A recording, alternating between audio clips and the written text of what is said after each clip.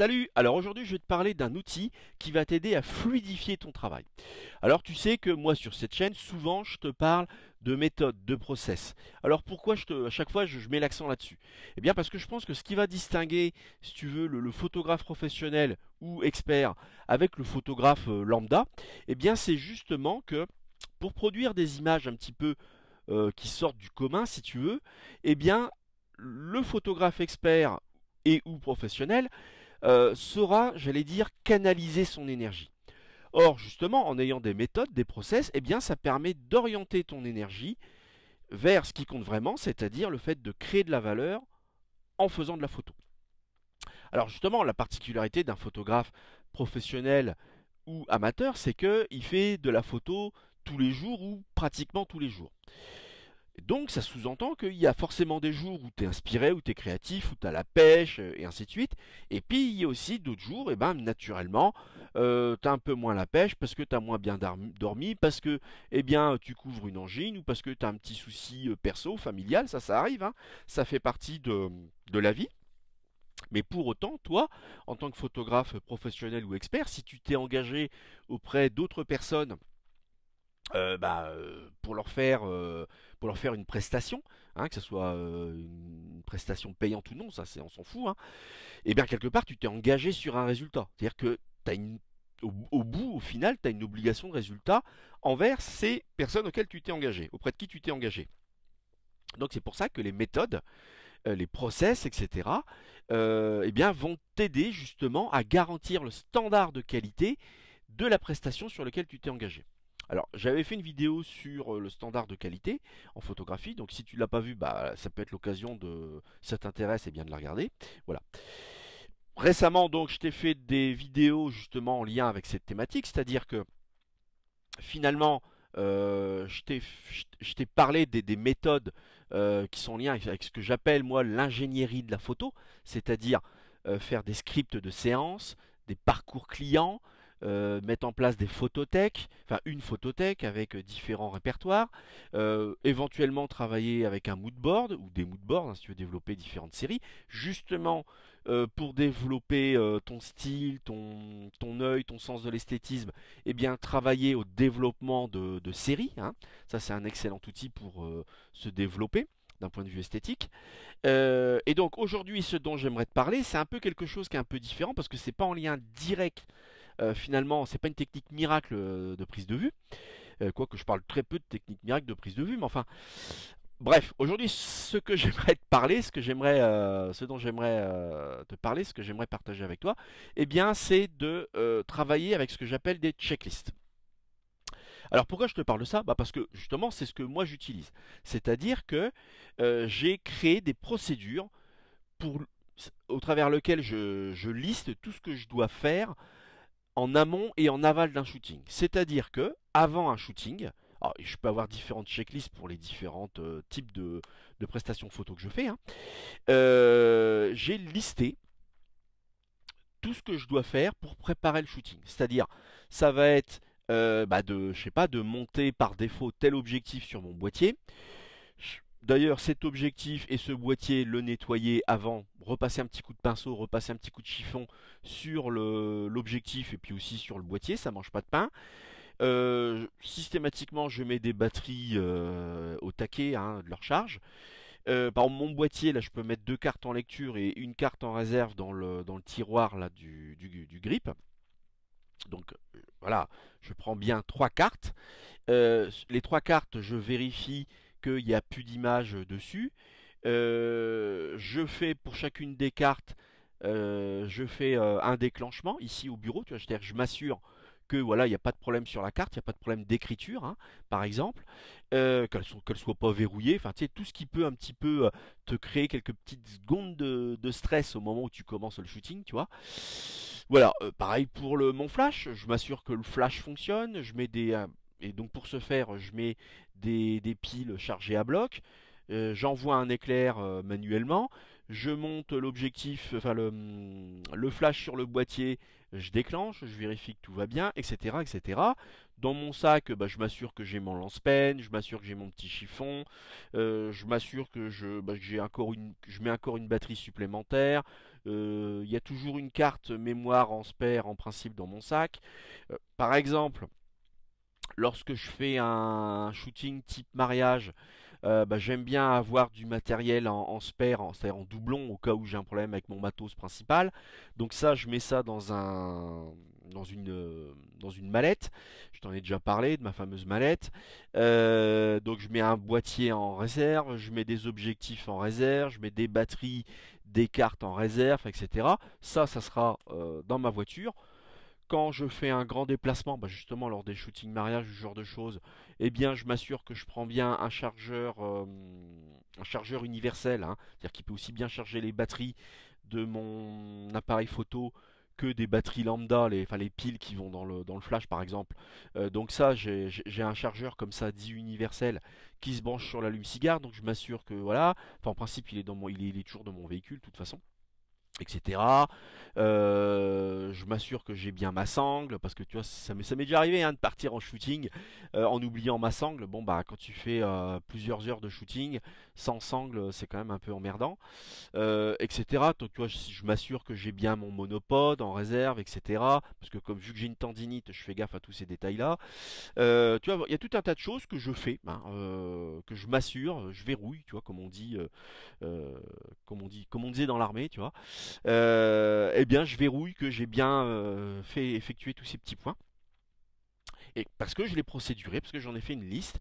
Et comme ça, eh bien, même si je suis distrait, même si je pense à autre chose, eh bien, je suis la liste dans l'ordre, tu vois. Comme ça, je suis sûr de rien oublier. Pareil au retour du shooting. La première chose que je fais, c'est toujours d'extraire les cartes. Je les pose là. Je mets la première carte dans l'ordinateur. J'ouvre Lightroom. Je commence à télécharger les images dans le bon dossier, dans la bonne collection qui va bien, et ainsi de suite. Pendant ce temps-là, je mets tout de suite les batteries à la charge. Je repasse un petit coup de chiffon sur les objectifs. Pour le flash, idem, je remets les piles à la charge, etc.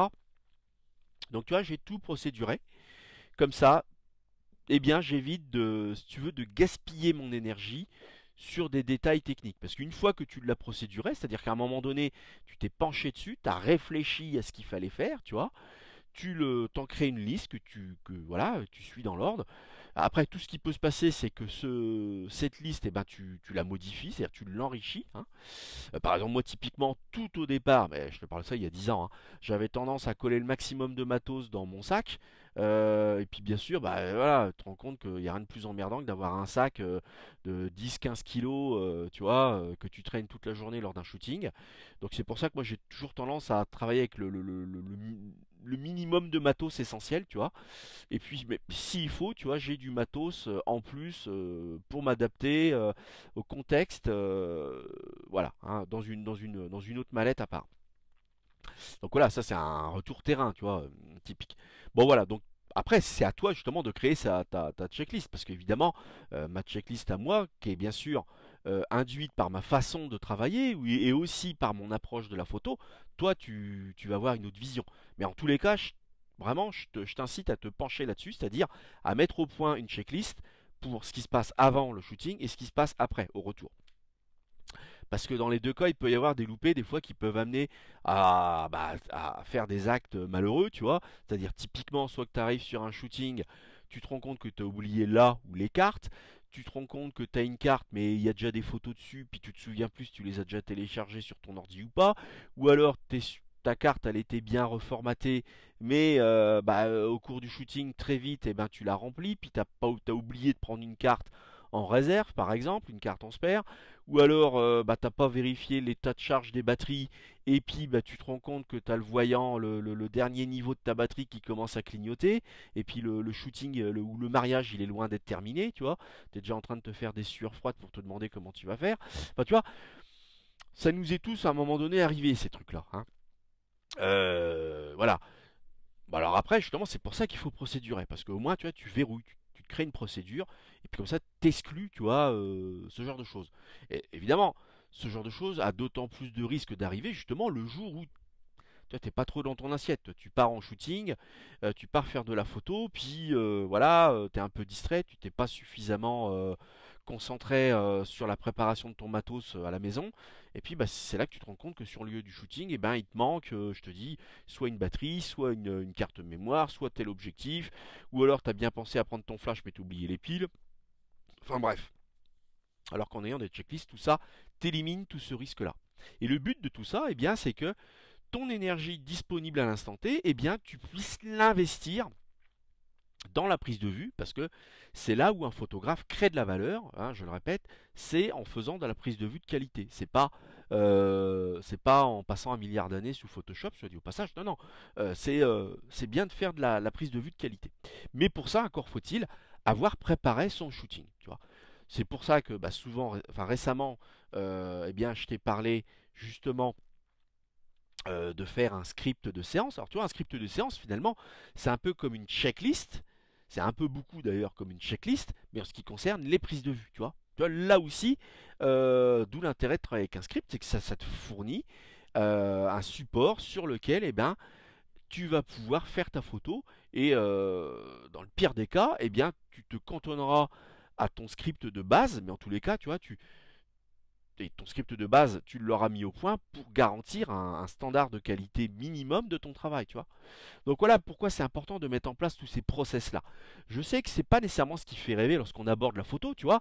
On est tous à la, enfin voilà, sur des réseaux tels que YouTube, on veut absolument voir une Photoshop, enfin putain, je perds mes mots moi, voir une vidéo sur un truc miracle, sur un truc qui casse la baraque, un truc qui fait rêver, un mec qui fait une vidéo sur la photo mais à l'aide de drone, de machin bidule.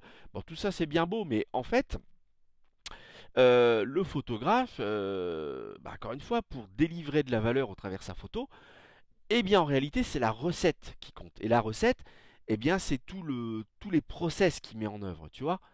C'est pas tant qu'à l'instant T, il est touché par la grâce, il fait une super photo. Ça, c'est, je crois que j'en parlerai dans une prochaine vidéo, mais c'est pas du tout ça, c'est pas du tout comme ça qu'on crée de la valeur en photographie. On crée de la valeur bah, parce que on a déterminé des standards, on a déterminé des process et on les suit. Et dans le meilleur des cas, ce jour-là, eh bien, tout ça qui fait office pour moi de support, eh bien, nous permet de repousser les limites de notre créativité habituelle et nous permet bah, de faire de meilleures photos encore que d'habitude. Et voilà. Et c'est comme ça qu'on avance. Bon, en tous les cas, c'est ce que je voulais partager avec toi aujourd'hui. Bah, comme d'hab, hein, n'hésite pas en commentaire à me faire part de ton point de vue, que tu sois d'accord ou pas avec ce que j'ai énoncé. Si tu travailles déjà comme ça, bah, n'hésite pas, c'est à travers avec à l'aide de checklist, bah, n'hésite pas à témoigner, comme ça pourra voilà, donner différents sons de cloche à ceux qui jusqu'à présent ne travaillaient pas comme ça. Évidemment, si tu travaillais pas comme ça jusqu'à maintenant, bah, je t'invite à te pencher sur le truc, c'est-à-dire à un moment donné à produire du jus de cerveau, mais c'est fait une fois pour toutes, et je te dis, tout ce qui peut se passer, c'est qu'après ta checklist, et ben, tu l'améliores, mais voilà, je t'invite vraiment à un moment donné à te concentrer là-dessus, à faire un premier prototype de checklist. Et puis, bah, encore une fois, n'hésite pas à partager ton retour en commentaire. Et puis voilà. Puis bah nous, comme d'hab, on se dit à bientôt dans une prochaine vidéo. Bah, en attendant, faites belles photos, reste curieux. Allez, salut, à bientôt.